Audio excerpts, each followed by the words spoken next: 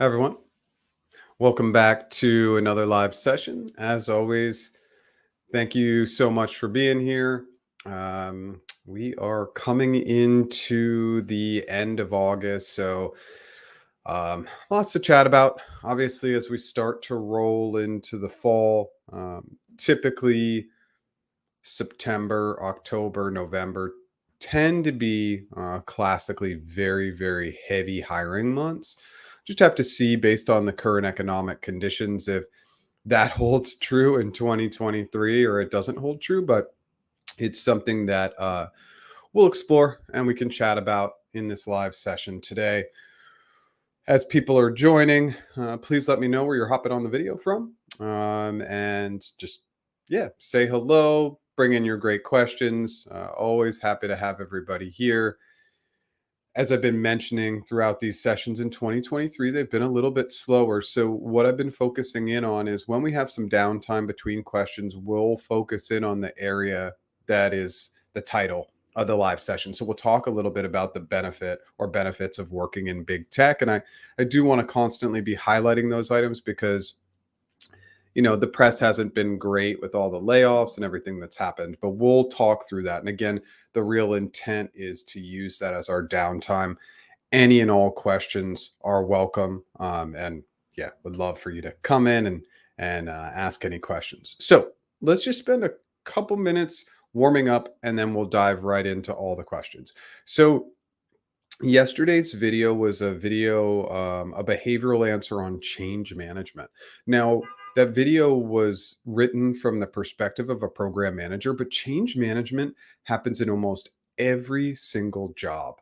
So, watch that video from yesterday. I think it will give you a good idea of the depth that, as your interviewer, I would be looking for in regards to all the steps that you walk me through in change management. And so, when we talk about behavioral answers, it's just really important to remember to not front load everything.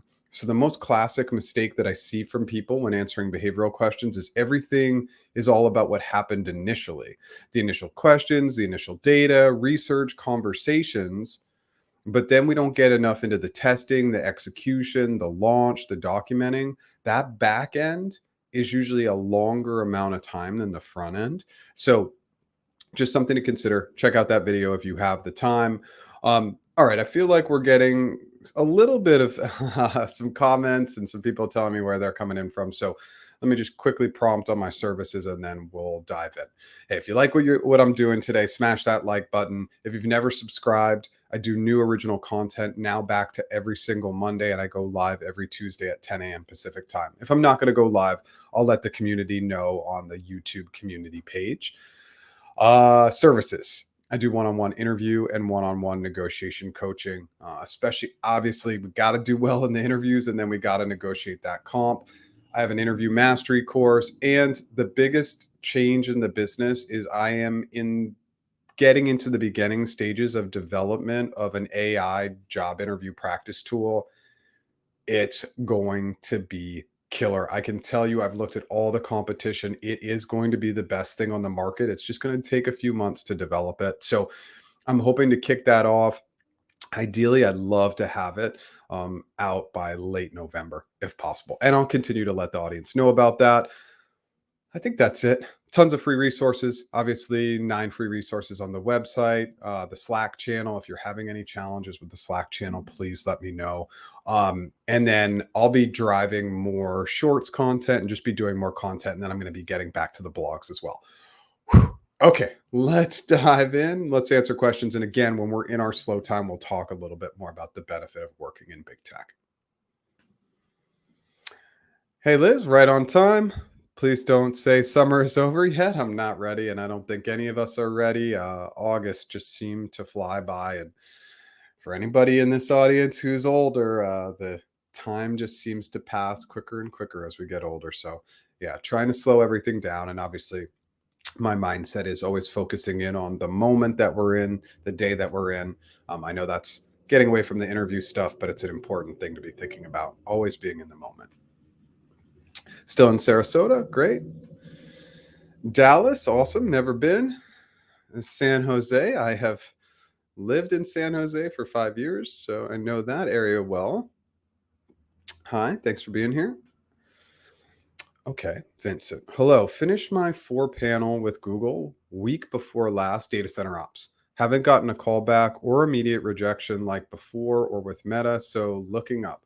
Okay, Vincent, if you have not proactively reached out to your recruiter, it's something that I recommend. And then even if you have reached out, gotten some feedback, it can be good to ask a recruiter specific questions. Are we still waiting on interview feedback? Is the hiring manager or hiring team considering multiple candidates, et cetera? Sometimes just getting those additional data points can be valuable for our sanity. I'm not saying you're going to get them, but if you haven't reached out, that's step one. And then if you want to ask more specific questions, that's okay. So much of it is about the tone. If we ask in a nice way, they're likely to answer our questions. Okay, awesome. Following you from Egypt. Ghana. Okay, we got some people from all over the world, which is one of the obvious items that I just love about YouTube is just the reach of YouTube is crazy. And it's just amazing to see everybody coming from different spots. Okay, we're coming from Indiana. India, thanks for staying up late with us. And hello from Brazil. Okay, we got a really, really good audience today all around the world. So now's the time. Bring in your questions. You're here for a reason, right? And just make sure that any and all questions are on the table. Obviously, I want a positive pitch, positive tone with those questions, but I'm here to help. And that's what we do in the live sessions. And as I've mentioned before, 2023, the lives have been super sleepy, and that's okay. I'll hang out and answer questions for as long as we can. And last week it was an hour and 45 minutes. And I think we hit a max of maybe 30 some guests, and that was okay. We had enough content to keep going. Okay, hello from Orange County. Used to live in San Clemente, so I'm familiar with the OC as well. Uh, okay, Stephen. Hi from LA. One of the, I think that's one of the only counties in California I feel like I haven't lived in. Thank you for your content. I passed my hiring manager interview, and my recruiter informed me that my next round is a cross functional interview focused on G and L. Oh, any big picture gaps. Okay, so um it's okay, so this is interesting. It's not a it's a probably a cross-functional interviewer, and your cross-functional interviewer is focused in on googliness and leadership because like for like a program manager, you would have a cross-functional interview. But it sounds like this is somebody who's in a collaborative space who's doing the G&L interview. And by the way, like that's the world. Like the G&L is a very straightforward interview and it's the same across the board. But the important item to note is that will still be done by somebody close to the role. Why does that even matter? Because on the hypothetical side, you're going to want to bring in those good assumptions that are role specific because the G&L interview definitely has open-ended questions. So it's just nice to know that we can answer those hypothetical questions with a role related lean, even in the G&L interview. Strategy and lead position in GTech. Okay, cool. GTech's cool. It's like GTech's kind of embedded throughout the organization to help product areas do better. Hey Jeff, you're starting your journey at Google next month. Thanks a lot for your videos. They helped a lot with the prep. Channel is awesome. Thank you so much for coming in and letting us know.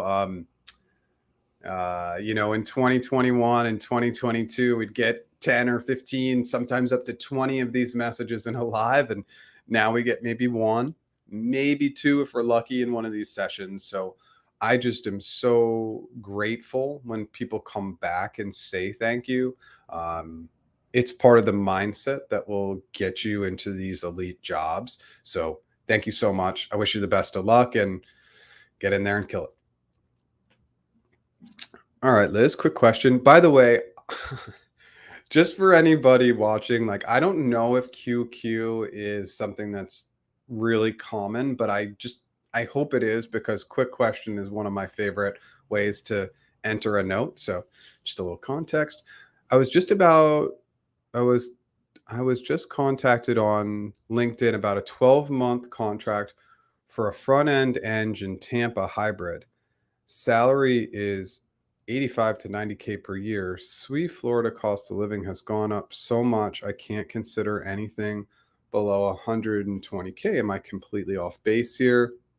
Yes. Yes. Quick question. I love that. So what some people don't realize, and let's go back to this, is I want I like we'll try and do this quickly because I don't want to get too much into the weeds of this. But the way it works when you get into a contract role is that the agency takes a percent on top, right? And so, like, let's say it's 85 to 90K per year. Let's just make it really easy, and let's say it's 90K per year, which is about $45 per hour. Typically, if you're at a recruiting agency, you are going to try and get 100% margin. What that means is I'm going to charge ABC company $90 per hour, and I'm going to pay you 45, and then I'm going to pull the 45 back into the business. Why is this important? It's important to note that what that means is that contract rates are often flexible and negotiable because they'd rather get something as opposed to nothing. So even if the margin goes down to 75 or 70%, yeah, there's going to be a certain threshold where it's not going to really make sense for them. But negotiate contract rates because, yeah, I think a minimum of like 60 an hour, that's 120K, right? Would be what you would need. And typically contracts are going to pay on an hourly basis, typically. I passed my privacy program manager interviews last year in September. I was told to wait for team match, but then hiring slowed down and you were eventually told your application was closed. I was suggested that I apply for any positions that I'm interested in, but you realistically think I have a chance if I try again? 100%. And here's why. The reason why is that you got all the way to the team match stage. So, what does that mean? It means that you did well in the interviews. Nobody gets to the team match stage if they didn't do well. And so, you, in comparison to, let's just say, my three favorite fake people, Bob, Sue, and Jane, if Bob, Sue, and Jane apply and then you come in with your specific data, it's going to be different because I actually have data on you. With Bob, Sue, and Jane, I don't really maybe have any data. I just have a resume, I have a background. You're a known entity with already good interview feedback. So, my recommendation, if your recruiter is still there, is to send them positions that are a good fit and good match. You want to keep that POC relationship. Now, if they're not there, you are going to need to apply, but your resume should get highlighted simply because it should get highlighted simply because you have interview feedback. So, just something to keep in mind. If you do still have that recruiter POC, one position at a time. You send them the link. You send them 3 to 5 bullets for why you're a fit. In the body of the email, you actually put your email address and your phone number. You provide availability for the next 3 to 4 weeks, and you attach an updated resume that has an updated summary that matches the job. Take all those steps because oftentimes, if you still have your recruiter POC, and this is just for the whole audience, they might forward it on to another recruiter. So to just have all that information in one place can be valuable, even though it seems redundant and maybe over the top. The goal of working with recruiters always is to assume some level of laziness. And that's not a knock on recruiters. That's just, they just aren't going to go above and beyond if they have to put in all these different pieces. So we give them all the pieces up front.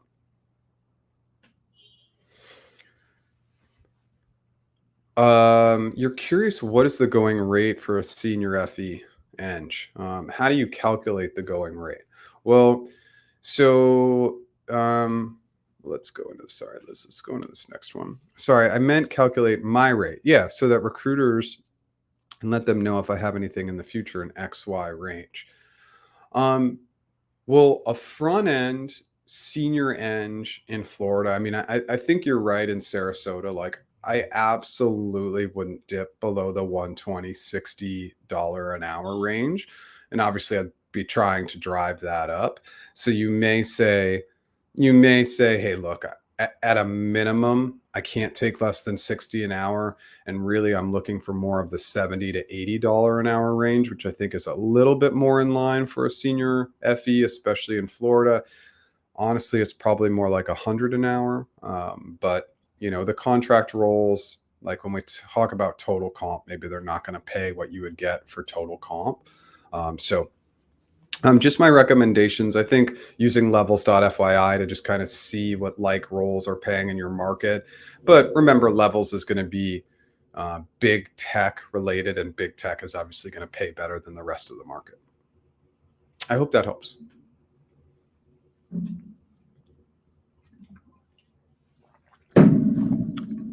If I accept, hey Don, if I accept a 12-month contract to work, then I get a W-2 offer that I like better. Can I quit the contract job, or am I legally required to work for the 12 months? No, you can absolutely quit that job. And that's what I would recommend. But let's talk about it. So you get this 12-month contract for work, right?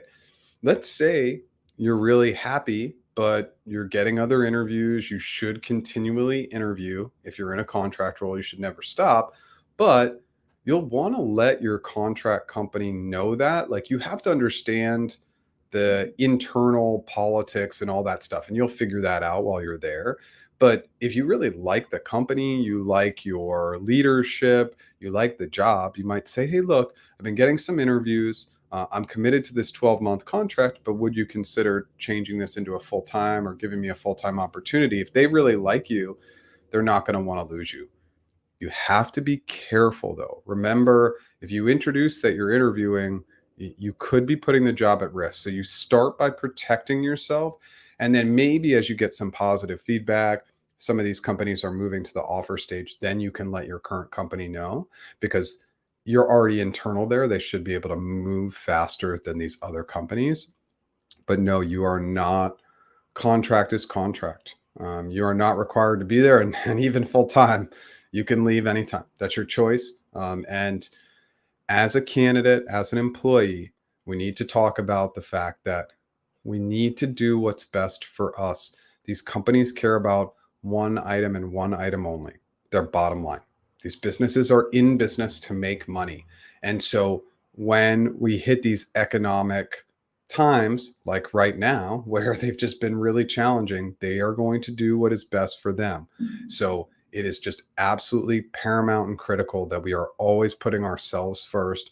Some people don't like that advice. Some people think it's selfish, but hey, economics, we just got to know that these companies will not protect us if there's a recession or just bad times. And we've seen that over the last year and a half.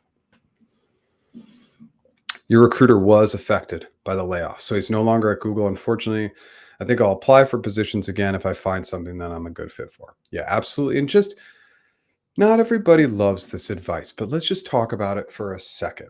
We find let's just go with program manager. We find we've applied to like program manager roles in the past, and we find a program manager in supply chain, for example, that we're really excited about. Throw your resume and the job description into chat gpt and say, find the 5 areas that correlate between my background and the job description. We update our resume to have those bullets in our summary, and then we save it as program manager, supply chain, August 22nd, 2023. And I would do that literally every time. Oftentimes, if somebody is going to look at your resume, having a bulleted summary that's very concise and succinct is going to be a great way for them to see how you're aligned with the job. So I hope that helps.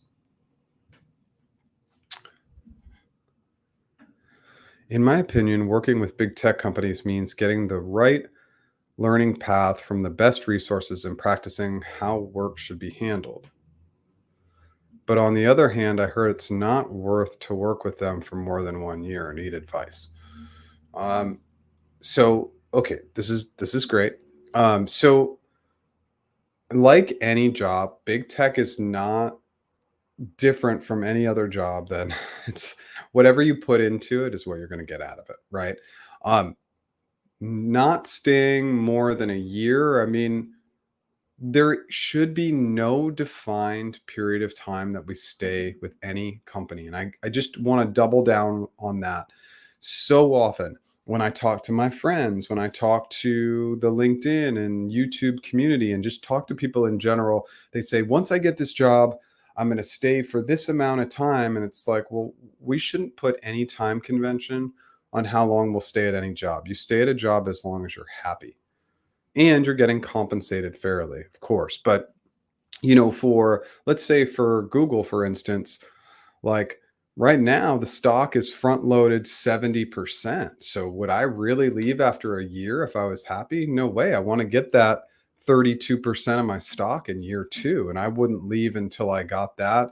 I also think timing is absolutely critical. So, for example, when I left Google, I timed that with my last big stock vest and my bonus. When those two items landed in my bank account, I gave my 2 weeks notice. And that was very intentional. I timed it all around the money. And that's what I recommend everybody do. And I know that's obviously common sense. I'm not sharing anything that anybody who's watching doesn't know, but putting a time convention on staying at any company, it's just not a good idea. And it's something that I just strongly recommend just go into every company, eyes wide open, and stay as long as you're happy, getting compensated, doing interesting work, etc. I hope that helps. Thank you, Jeff. Just an FYI, there are too many middlemen. The ultimate, the ultimate client is a big bank, but there's another contractor and op that was sub to them. Too complicated, waiting for better. Okay, and remember, like if we run into these scenarios where things are a little tricky, a little challenging, right? There's really no reason why we can't just try and drive for that higher compensation. If they say no, we wash our hands of it and we walk away. But I wouldn't want you to walk away without trying to push for that higher comp because maybe they will come back and offer that to you, or maybe that's just a good baseline for future opportunities that come your way. Now, of course, working at a big bank will come with some challenges. Sometimes banks have some legacy data, legacy systems. Things can be a little bit antiquated, but that's just my recommendation would be to try and at least drive that hourly rate up before you walk away. Just see how it goes. It could be just a good exercise for you to go through. Thanks so much for being here. My son just completed his intensive software development program in Montreal. Okay, Montreal, love that city. I'll always highlight why I love cities, but I grew up close to Montreal, like 4 hours away, so love it. He's looking for entry level positions, but all the entry levels need at least 2 years of experience. It seems like the story of a chicken and egg. Any advice? So, Faye, here's the good news for your son. All the years of experience that you see in a job description, they're just recommendations. That's it. It's simply a recommendation to say, we think you need about 2+ years of experience. But that's not always the case. Oftentimes, I found that I did hire people who had less experience than the years that were recommended, or much more in terms of the years that were recommended. So I wouldn't let this item get him down.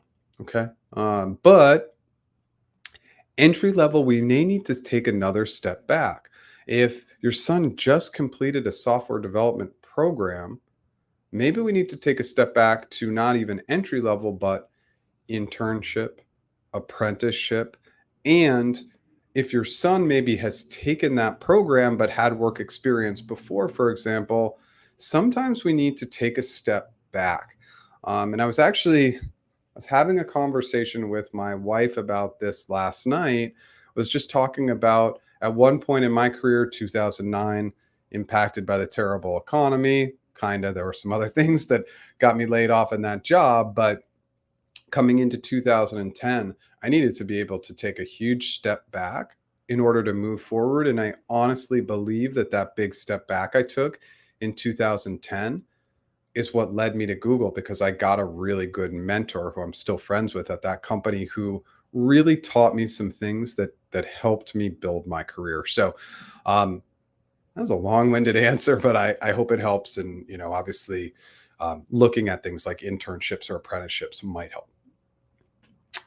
Hey, Corey, thanks for being here. You're always showing up. I love it. Hey, Yi. Let us know if what I recommended via LinkedIn this morning worked for you or not. Okay. Hey, Jeff. Saying hello this week from Swamp Francisco. Okay. Hurricane Hillary turned typical cool city into New Orleans in July. Hope you're keeping cool with the soggy, soggest weather. Yeah, we didn't get it too bad in San Diego. It's kind of the back end of the storm was actually rainier and much, much windier. But on the coast in San Diego, where I live, it wasn't too bad. And I grew up in the Northeast, so I'm used to blizzards and all the other stuff that comes with it. So just kind of like a heavy rainstorm, in my opinion. But I know that there were other parts of the state, especially Palm Springs and a number of different areas. And then obviously, as we go down to Baja, that got majorly impacted. And it's a crazy storm.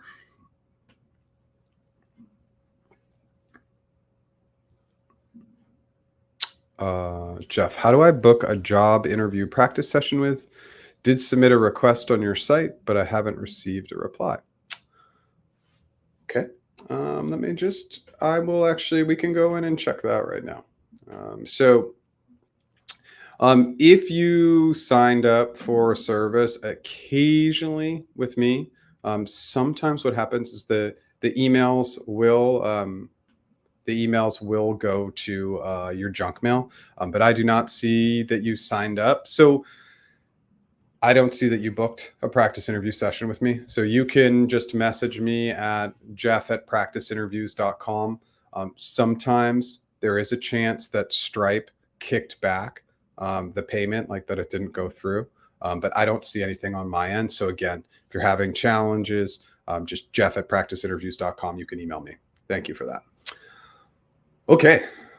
Almost 27 minutes in. We're out of questions. So please keep them coming. Again, I am here to answer anything, and all questions are on the table. Again, just a good positive tone is what we're looking for. Not that everything in the job search and interview and negotiation process is positive, of course. So, again, while we have our downtimes today, let's talk about the benefits of working in big tech. I just, and again, I see a new comment coming in, so we'll get to it in a second. But there are some reasons with all the layoffs, all the things we've heard over the last couple years to maybe have a little bit of fear of big tech. But you know, the benefit of working in big tech, the biggest benefit that's not talked about enough is the value of a brand. And so if you have a pretty good updated LinkedIn profile, by the way, if you don't, you need to. And it's just a critical area where most people are missing the mark. Having one of these brands in your LinkedIn profile, especially because that's your public facing profile, is so valuable. It's literally, in some cases, worth millions of dollars US, right? And so just make sure if you have that brand that you are showing that brand. Now, some people on LinkedIn like to put like X Google, X Microsoft, X Apple, whatever it is. I don't really care for it, but I get why they do it. And I'm not against it because again, it's just an opportunity to highlight the value of a brand in your headline. So that's like one area. We'll get into multiple other areas, but I just wanted to highlight that to start. Hey, Ricardo. Okay. Thanks for always checking on your great content. I have a friend of mine that was recently laid off in Brazil and is now looking for opportunities abroad. How do you see the visa opportunities nowadays? For context, he's a senior slash director level TPM. Sponsorship is always going to be a little tricky and a little challenging, right? And so I will say that, just to be very candid, that applying to jobs when you need sponsorship is a very, very difficult path. Why? Because the recruiter or hiring manager is going to choose the path of least resistance. Now, if it's a referral, for example, and they're trying to get sponsorship in a different country, that makes it a little bit easier. Then the more unique the skill set, the easier it is to gain that sponsorship. But sponsorship in almost any country, they're just asking, can we not hire this person locally? Do we actually need to sponsor somebody to do this type of work? The great news is that technical program management. And I think that's what we're talking about. If it's not, please let me know. But technical program management, and even if it's technical product management, very, very hot areas, paying well and high in demand. We're right at the 30s. I'd just like to prompt my services for a few seconds on the 30s, then we'll get right back into questions. If this is your first time here, my name is Jeff H. Sipe. My business is practiceinterviews.com. I have one-on-one interview and one-on-one negotiation coaching. I have an interview mastery course, and I am coming out with an AI job interview practice tool. It's going to be amazing. I've been working on the prompts for a long time on the back end, and it's going to be really, really valuable. If you like what I'm doing today, smash that like button. If you've never subscribed, I do new original content every Monday, and I go live 10 a.m. Pacific every single Tuesday. All right, let's get back to it. Hi, Jeff. Thanks for doing this. I got laid off this month. Curious to know what steps you took backwards in 2010 that led you to Google. Okay. Great question. Let's dive into this for a second. And again, I was having this chat with my wife last night because there was some context there, but I'll leave that context out. The number one piece of advice that I give to anybody who's been laid off is you literally should treat your job search like a full-time job. So whatever your full-time job schedule was, you have a full-time schedule, but you just do it by utilizing a great job search. So the number one item that I want you to focus in on is update your LinkedIn profile. The reason why LinkedIn literally comes first is because it's not the proactive, but it's the reactive. I want people to be able to find you and reach out to you while you're sleeping, while you're taking a walk on the beach, whatever you're doing in your day-to-day life. I want them to be able to find you. I am a big fan of the open to work banner, and here's why.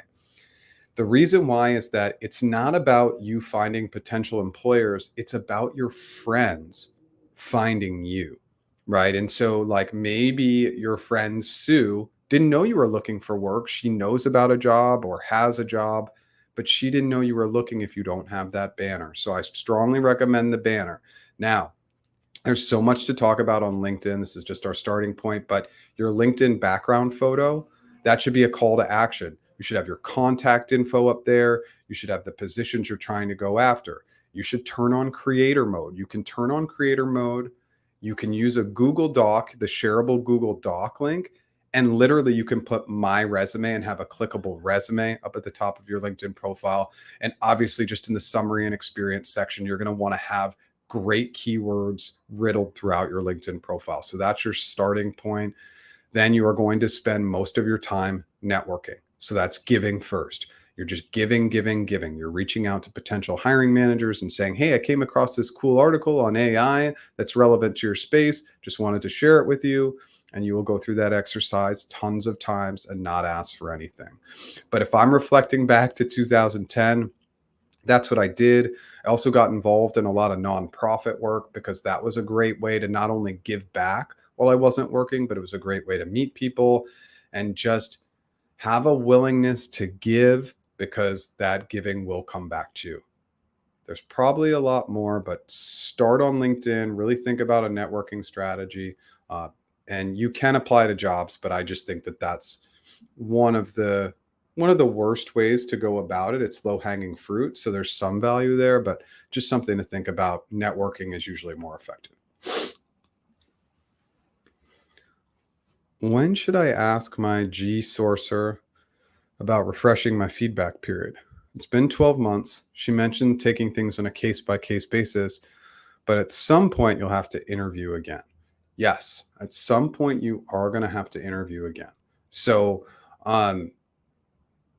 so refreshing your feedback period, I would just kind of be checking in and saying, hey, am I one of those cases?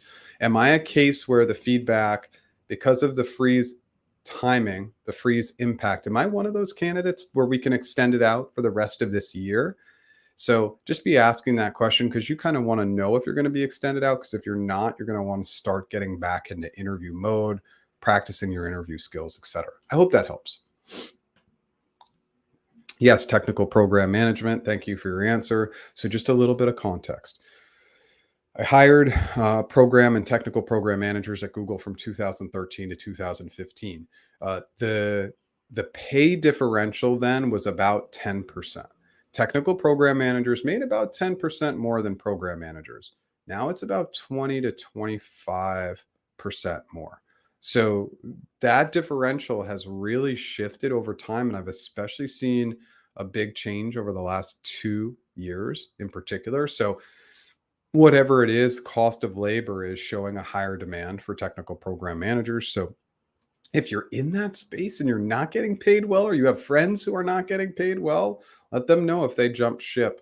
The salaries are and salaries and total comp for technical program managers are going through the roof right now.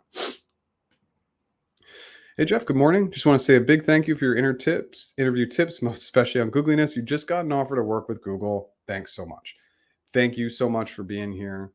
If you just got an offer, negotiate and remember the number one item that is the most negotiable is equity, and go big on the equity. Just with any of these big tech companies, now some of them aren't going to flex that much on equity, but Google oftentimes from the initial offer, especially if it's a baseline offer, oftentimes 2 to 3x on the equity from the initial offer. So something to definitely keep in mind. Okay. Hey, Yi. Okay. So getting mixed messages, lots of people saying more senior levels jobs come through networking LinkedIn and not cold applying. 8 hours of job search is not as effective. Um, yeah, I mean, I think that all jobs should come through networking.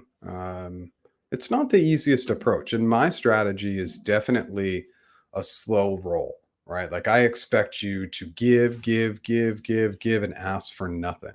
That strategy works, but it's slow. It's not going to happen typically overnight. It's usually going to take 3 to 6 months to land a job, but it's usually the better path, in my opinion. So, just something to think about, but you shouldn't be getting mixed messages.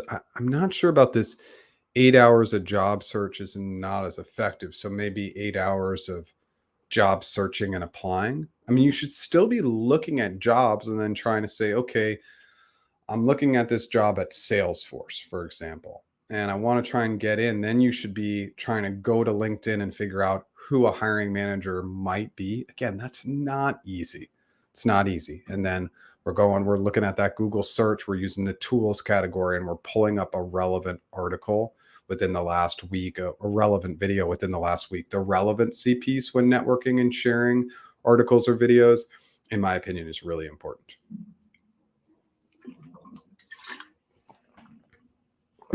Hey, Jeff, I'm currently working at a big tech startup company.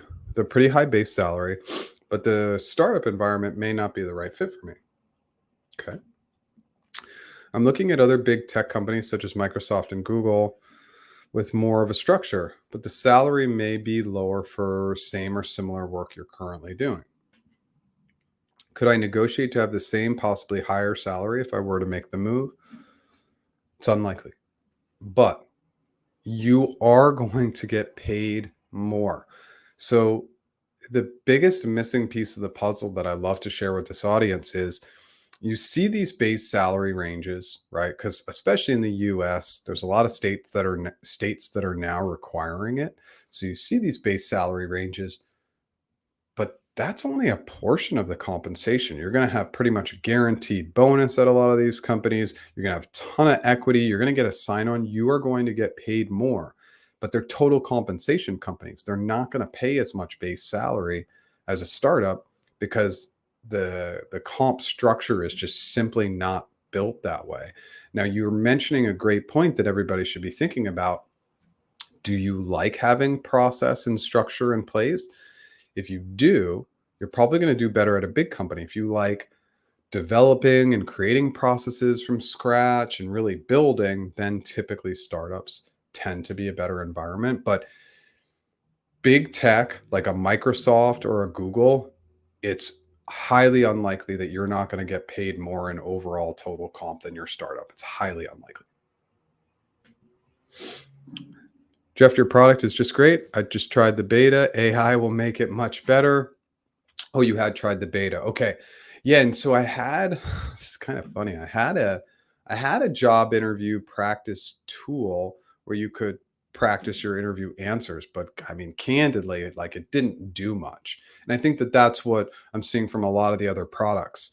I tried a competitor's product for $59, and all it does is record you, give you practice questions, which we can get from Chat GPT for free. We can obviously record ourselves for free, and then you can just email the feedback to your friends. That's $59 a month. It literally does nothing. And so the goal of the tool, and again, my goal in these lives is obviously I want to push my services a little bit, but I don't want to spend a lot of time there. But the goal of the tool that I'm trying to create is to make people better. And the only way to do that with an AI job interview tool is to give the user actionable feedback that they can improve on in real time. And again, I've just used all the other tools, and some of the feedback's just it's too generic. We need to make that feedback so specific that you're going to know the exact part of your answer that you need to fix. You're going to get to try to fix it. You're going to get follow-up questions to fix it. I'm so excited about this project because I've actually been working on it for months now, but it's finally going to move into the development stage here in the next couple weeks. You're a rare gem. I still might need your advice on some things as well. Okay, I'm here to help, obviously. Hey, Jeff, I'm a recent graduate and you have an interview scheduled for the CTR program at Google. It would be great if you can get any tips. The CTR program. I am terrible with abbreviations in the moment. And the reason why I always highlight this is my best guess is the CTR program. I think this is one of those this is like the cloud technical or rotational program or something. The reason I'm going to take a step back and then come back in, but um, the reason why I always like to highlight that I'm bad with abbreviations in the moment is because it's just a constant reminder that in the job interview that we don't casually use abbreviations for people like me who just can't pick up on abbreviations quickly. It's just a glitch in my brain or system that I don't it doesn't resonate with me always. So just always when you get into the interview, just don't use abbreviations. And again, that was just a side note, not a knock on you at all. Okay, so you have an interview scheduled for the CTR program at Google. Usually, I think this is one of those rotational programs. So usually with these rotational programs, they're going to lean more behavioral than hypothetical. That's what I've seen consistently. So, rotational programs, internships, apprenticeships, more behavioral questions.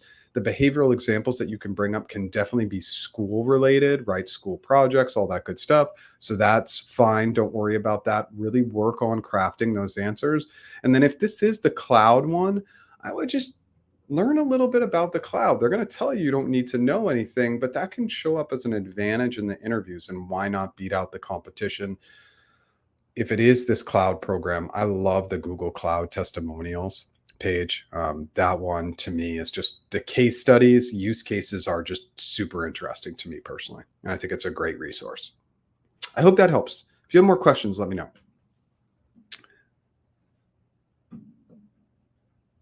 Okay. Okay. So, Yi, this is good because I really want to go through this with the audience because I think it's important. You were able to add your resume under contact info in LinkedIn, but it's buried under contact info and not prominent like the example I provided. Thanks for any tips you have. Because I can't see it, I'm not sure exactly what's happening. But basically, within the resources section of LinkedIn, there's something called creator mode. And you like, please forgive me if I'm walking you through steps you've already taken. But in your resources section on LinkedIn, you turn on creator mode. What is the biggest benefit of creator mode? Well, it allows you to add a website. So if you turn on creator mode and scroll down to the bottom, it's going to say website. Then you can throw in that long line of a Google Doc, and then it allows you to label it. So you would say resume or my resume. That feature should 100% be there, but you have to turn on creator mode to be able to see that. So if that's not showing up, please let me know. Hey, Shelley. I've been working in healthcare for 25 years and I'm highly specialized in my sector. I'm curious to know your thoughts on being equally valued in a sector that I don't have the same depth of specialization. Guessing it would take a good headhunter to help with that positioning. So, specialization is something to have an awareness around, but I think that transferable skills are also important, right? So, especially when you're working in like a regulated environment like healthcare, I would focus a little bit more on regulated environment. So, like whether that's public sector jobs, whether that's like banking and finance, but there's a lot of transferable skills when it comes to a regulated environment, things that you would just need to be thinking about that people who don't come from that background, who are maybe like more non regulated, like e commerce or retail or something like that, might not know. But I wouldn't be too concerned. Yeah, specialization is obviously going to pay you a ton of money, right? That's why the generalist ER doctor makes 250K, but the brain surgeon makes 1.5 million, right? And so specialization is important, but I don't know that you need to have a headhunter. I think your background speaks for itself. And obviously, when we get a chance to meet up, we can chat about it more. Thanks for your tip and more elbow grease in the job searching. Yee, while you're here, go try and turn on creator mode. Tell us if that works for you. Because I really love creator mode. And I've talked a lot about this in a lot of LinkedIn posts. And I think it's one of the missing pieces of the puzzle about how people utilize LinkedIn. We want people when they land on their profile, we're trying to likely drive them to something. So as an entrepreneur, I'm trying to drive you towards my website to purchase my services. That's what I'm trying to do. Now, if you work for a company, you may be trying to drive them to your products page, or if you're a recruiter, you're trying to drive them to your careers page. If you are looking for a job, you're trying to show off your resume. So just turn creator mode on in the resources section. It's just a game changer. And then, of course, for anybody in the job search mode, you are going to get so much data and feedback on the open to work banner, but it's just a great way to let your network know that you need a job. You will be shocked by the people who will and will not help you in your job search. And oftentimes, it's the most surprising people who are actually going to help you in your job search. And I'm just reflecting back to that time in early 2010 where somebody who I thought didn't even like me or cared for me literally helped me get in front of multiple interviews. And then the people who you thought would help didn't help at all. So that's why I love that banner. And I know that that was a little bit of a tangent, but I hope it helps. Hey, Jeff. Hey, Ashley. Great to tune in after such a while. Hope you're well. Have you found any examples, appetite, support structures for those continuing to build their own ventures part time, or does this just cause IP complexity? Have you found any structures for those? Interesting. Um, okay, so Ashley, I just want to make sure that I'm answering your question. I mean, I think what you're asking is I still see a real interest in people building side hustles, especially because my job is to help people get into these big tech companies, and the biggest reason is to help build the brand, build your individual brand. Well, utilize their brand to build your own individual brand. I love side hustles because 90% of people will spin out to being entrepreneurs by starting a side hustle. And the best piece about being an entrepreneur is you're not financially capped ever, and you don't have a boss. Now, you may not like yourself on certain days. You might hate your own boss because it's yourself because you didn't have a productive day. But those are two of the benefits that may not be answering your question at all. So please, if I'm not answering your question appropriately, please let me know. Do I need to have a technical slash development background for TPM roles? Yes and no. So typically, technical program managers have come up with a technical background. So a lot of those people did come up through some form of engineering. That's pretty common. And even for program managers, it's actually pretty common. Now, there are some roles where it's going to be very product area or domain specific. And so you may not need to be quite as technical. But if you're not as technical, go after a program manager role, build those technical skills, and then move into a TPM role. But if you were to go into a TPM role, oftentimes if you're not technical enough, but they really like the program management skills, they'll still try and hire you as a program manager. Now, of course, that's dependent on the company, their need, etc. But this is something I would drive towards at Google. Be trying to hire a TPM, everything would show up good besides the technical. And I would say, hey, can we hire this person as a program manager? But even program managers, a lot of the ones that I've worked with as clients and the ones I hired were also technical.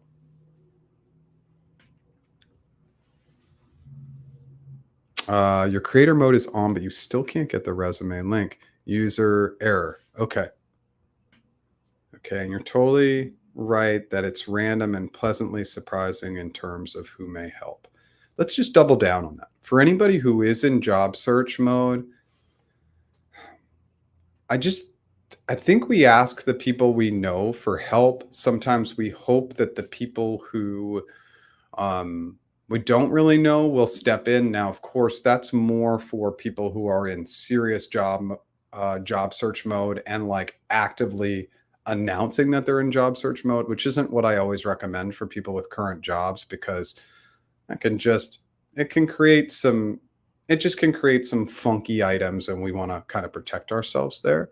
Um, yeah, I am a little concerned that it's not working for you, because it should be pretty straightforward. Keep playing around with it. Um, Try maybe another random link just to see if it works, because there might be something else happening on your end. Keep me updated. Starting an MBA this semester, what are some positions I could look into at Google with little or no technical skills after I graduate? Um, so I'm going to throw this right back to you.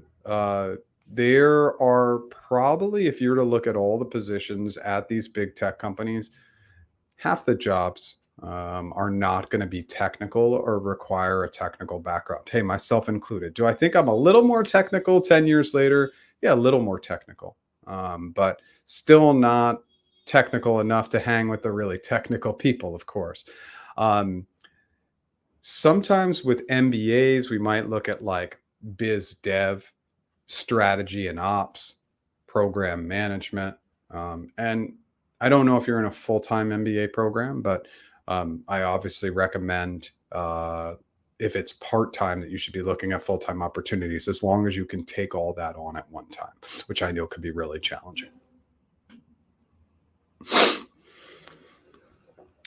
How would an Android developer living in Zambia begin to brand himself and get noticed by recruiters? Well, location, let's kind of remove the location. I mean, I think location is important, of course, but to get noticed, your LinkedIn profile just needs to be excellent. And so I can scream from the rooftops about LinkedIn. I've been doing it for years, but that's the number one item, because that's the ability to be found when you're not on your computer, when you're not actually looking at your LinkedIn profile. Keywords are the number one way you'll be found. So your entire profile, from your summary section to your experience, needs to have the keywords of the jobs you're trying to target. Recruiters are using LinkedIn Recruiter, which is an advanced tool, which is going to be very keyword driven. So it's just critical that those keywords are in there. Then I am so dead set against things in the LinkedIn profile. Let's talk about a couple of things we haven't talked about. Like, you need to be smiling in your profile picture. It needs to be professional. I love the LinkedIn background photo as an opportunity to highlight your skills, your experience. It's just another call to action.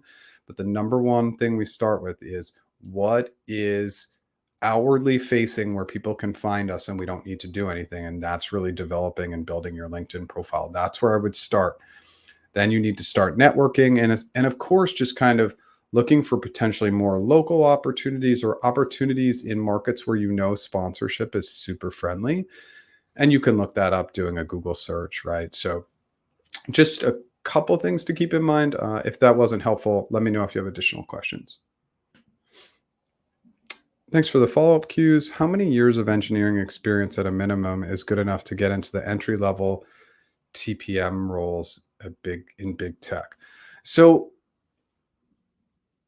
the amount of entry level TPM roles that are being hired, it's just there just aren't a lot of them.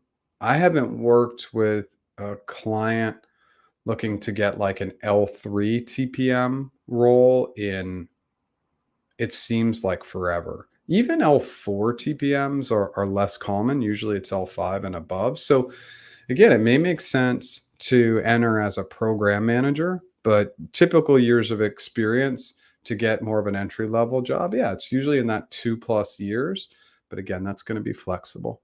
Entry level is entry level. So if you can show it with education or internships or stuff like that, there's potential to get it.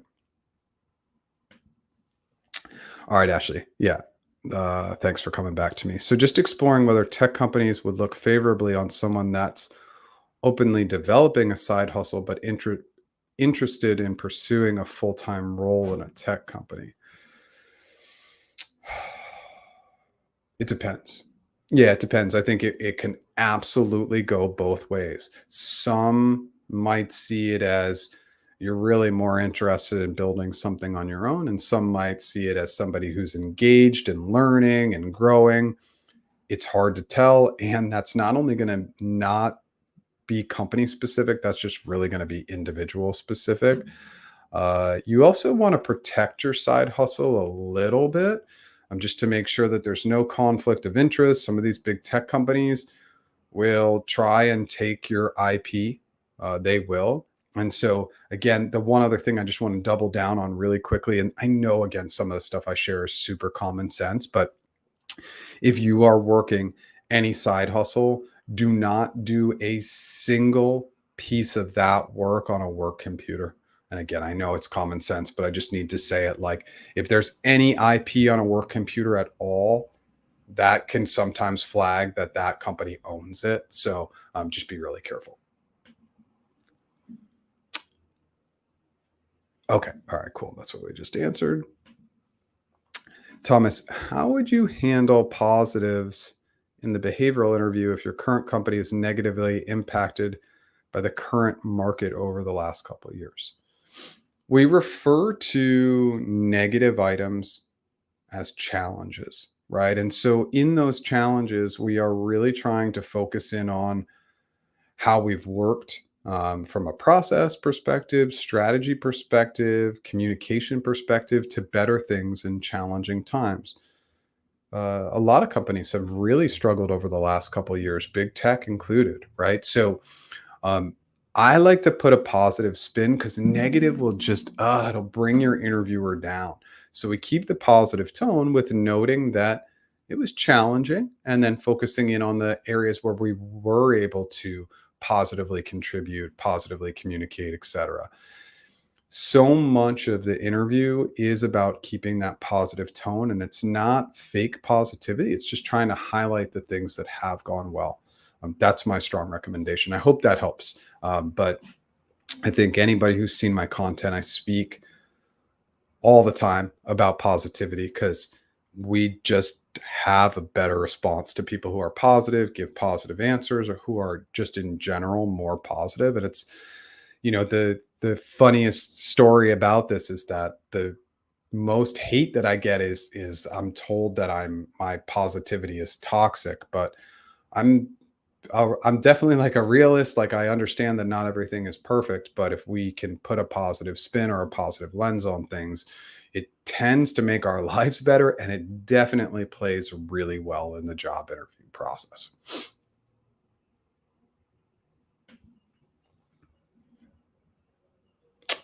Does Google have positions for Go developers? Yeah, I don't know how many positions are focusing in on Go, but yeah, There are going to be some teams that use Go. So, absolutely. Positive and pragmatic. Thank you for that. Yeah, I appreciate it. Okay, we are hitting the 1 hour mark. We're out of questions. Again, on the half hours, I'll just prompt my services and then I'll hang out for as many additional questions that come in. The 1 hour mark's usually that's usually about our average time. And thank you so much, everybody, for being here. If any additional questions come in, I'm happy to answer them. If after I prompt to my services, no more questions, we'll close out the session. So again, if this is practiceinterviews.com. I do one-on-one interview and one-on-one negotiation coaching. I also have a killer interview mastery course. My new project, my AI job interview tool, is just getting into the starting phases of development, and I'm hoping to have that out in November, if at all possible. Free resources on the website, the Slack. You can join our Slack community. We have 4,000 members. That's free. New original content videos every Monday. And then I do go live Tuesday at 10 a.m. Pacific every single Tuesday. What are your thoughts on writing posts on LinkedIn? Should the post be directed towards technical people or non-technical people? Paul, this is a great question. So, one of the other ways that you can bring some visibility to your profile, and this is for everybody, is yes, you should absolutely be writing posts and articles and videos and be doing all that stuff. I try to do around 3 to 5 original content posts on LinkedIn per week. Polls have a ton of engagement and it's really, really low hanging fruit. Like today, I was just curious if people looked at the FAQs on websites. I've had a few people interested in things about my service, but they didn't look at the FAQs. And it's like, okay, well, just back it up by looking at the FAQs and you'll probably get the answers. So that was really, really low hanging fruit. But no, you should be you should be posting, especially if you're in your job search mode, like once a day, and then drive it all through LinkedIn because they'll push their own content. Meaning, if you're going to write an article, write a LinkedIn article. If you're going to do a video, publish it just through LinkedIn. They'll push up your content that way. And then hashtags actually are important on LinkedIn. So look at hashtags that are relevant to your space, and then just make sure that those groups are pretty active because sometimes you'll look at a hashtag and then there'll be no content in there. I hope that helps. Such good material. Thanks, Brandon. Thanks so much for being here. Okay. We didn't really get into the benefits of working at big tech, and I'll just kind of close out here. And again, if any additional questions come in, I'll answer them. The benefits of working in big tech are brand, right? And let's be honest about it. If I didn't have a background at Google, there's no way I get the audience I got, right? And the Google videos were not the intent; they just kind of happened. But without that brand, I really don't have this business. And what that brand allowed me to do was meet with over 2,500 one-on-one clients and learn. And I really learned interviewing, negotiation, and I've learned along the way so that I could create a product, especially this AI tool, which will be the primary focus of my business in 2024, to build something that removes me from being connected to Google. But I've really utilized that brand, obviously. So the value of a brand is priceless. And then just getting into these companies and the compensation, you're just going to make more money than other companies, period. And then lastly is the learning opportunities. You are going to have some fantastic takeaways because you are going to work with some smart people. Like any organization, you're going to work with some challenging people too, but those learnings will also drive your future career.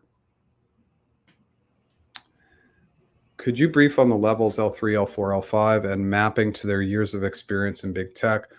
Are there sub levels as well, like L4A, L4B? Okay, so yes, I do want to answer this question. Also know that I did do a video. If you just type in Google levels, my video should pop as one of the top ones.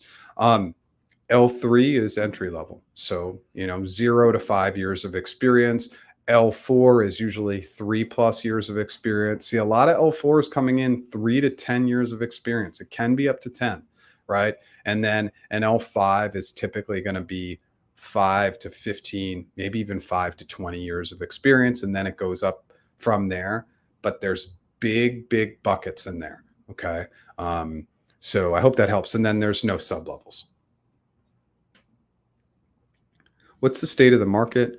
I heard we're transitioning from an employee market to an employer's market. Is that true? Um, I think it's a bit of an employer's market right now, less jobs. So less overall jobs, especially in big tech. It means that you're going to get three, four, 5 times the number of candidates than you got in the past because you have only 20 to 25% of the job openings you had previously. So I think we're in an employer's market right now.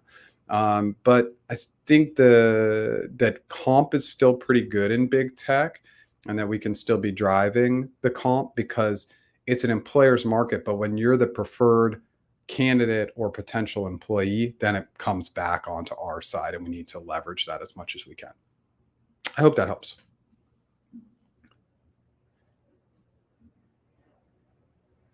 Oh, sorry about that, Paul. Thanks for that. Thanks, but you didn't mention if the posts should be technical or non-technical. Both.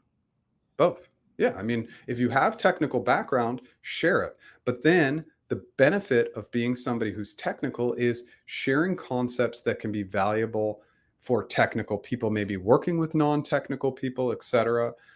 If you are technical, yeah, you can drive in that direction, but do both. Spread the love, try tons of things because if you are posting once a day, 5 days a week, it's going to be there's a lot to post, right? And it's always hard to come up with new original content, whether that's videos or articles or whatever it might be. So I would say do both, but yeah, we lean on our expertise, right? And sometimes when I post, a lot of my posts are very interviewing and negotiation focused, but then I like to go wild a little bit. I don't know if wild's the right word, but I talk about being an entrepreneur. I talk about X or Y or Z. I talk about communication skills. So I do like to branch out a little bit from what my core audience may look for. So double down in what you're good at, and then spread the love a little bit, change it up a little bit. Yeah, Paul. Great questions. Thank you so much for that. And I'm with LinkedIn, there's just so much we can do. And I would just say, based on my experience, so I built like a corporate business over the last year. I decided to it was something I tried. I didn't really, it didn't really hit the way I wanted it to hit. But one of the most interesting videos I did on my regular YouTube page, if you scroll to the bottom, you can see the corporate stuff. I'm not going to be really producing content there anymore. But if you look at the top 10 LinkedIn profiles, um, all of them are really missing the mark. Like the people like Bill Gates with 30 million followers, they're missing the mark.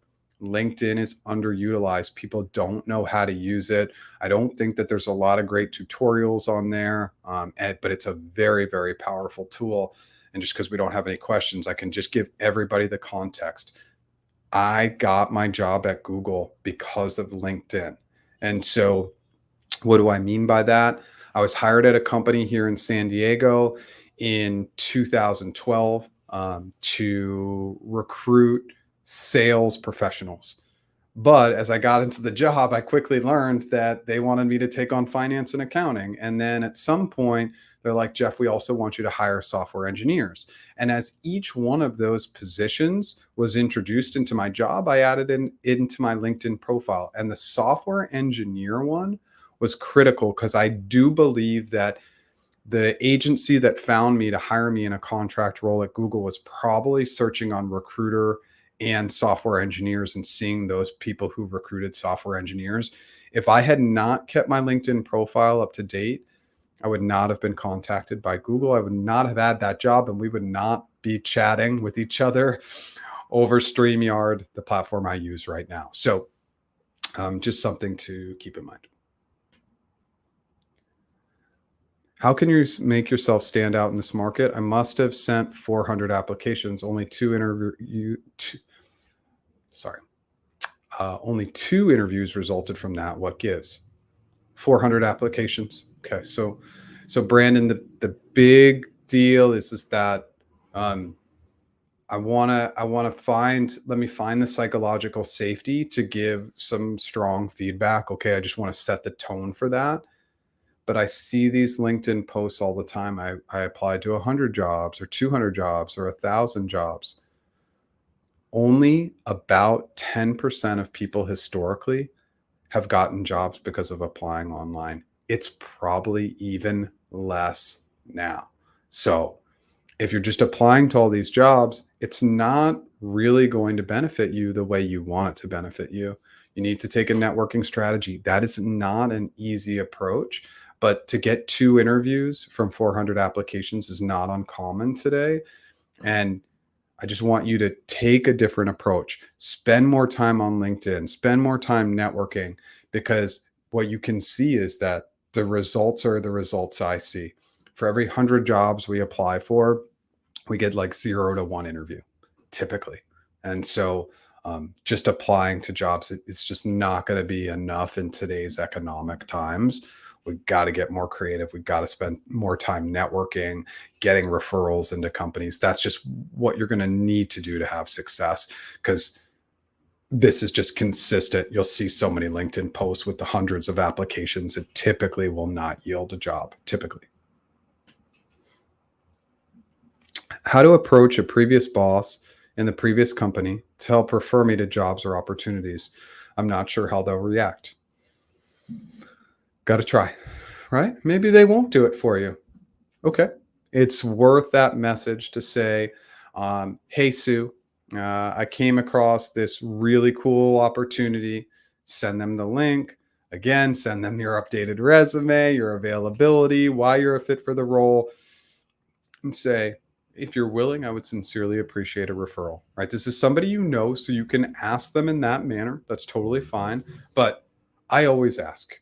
I hear no all the time, but I always ask because I'd rather ask and know that I'm going to get a no as opposed to just guessing. Okay, so I would say go for it. Liz, yes, LI is powerful. I found one of my best roles via a friend alerting me to an HM's post. The mutual friend thought I was a great fit and knew I was looking. It's just underutilized. Look, do we all love LinkedIn? Do I love LinkedIn? No, I think it's crazy that they were purchased for 26 billion and that they still have a user interface that is not user focused. They don't listen to their users. So many of the things happening on LinkedIn, it's not a great tool, but it's the best we have. If a great competitor came in, I think that they could take out LinkedIn. I've thought about it. I've wanted to, but they've really monopolized the market. There's about 1 billion users, right? Give or take. Now, active users, I don't know, but they're going to be hard to take down.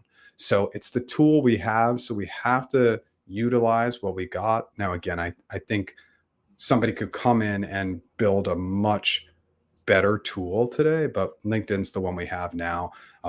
It shocks me for $26 billion, though, how many challenges that platform has.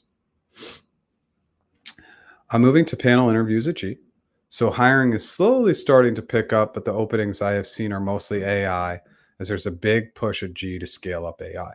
Yeah, and I think I would hope that Google would be the first to admit it. Bard is terrible.